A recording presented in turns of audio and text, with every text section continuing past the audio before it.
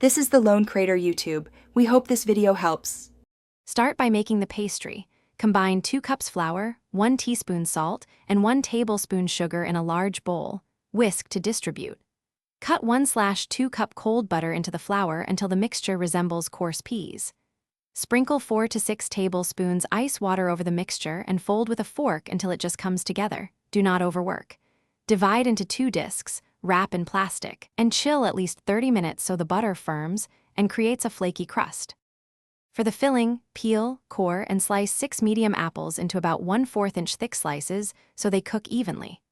In a large bowl, toss the apples with 1/2 cup granulated sugar, 1/4 cup packed brown sugar, and 2 tablespoons all-purpose flour to thicken released juices. Add 1 teaspoon ground cinnamon, 1/4 teaspoon ground nutmeg, and 1 tablespoon lemon juice to brighten flavor. Mix gently. Let the mixture sit 10 minutes so the sugars draw out natural juices before filling the pastry.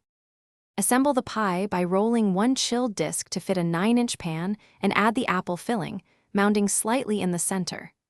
Roll the second disc and cover, crimp edges and cut vents.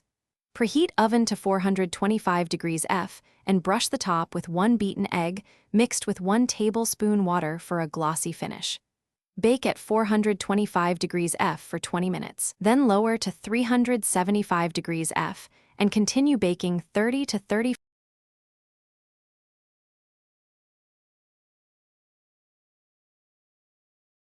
Thanks for watching. Consider subscribing if we helped you.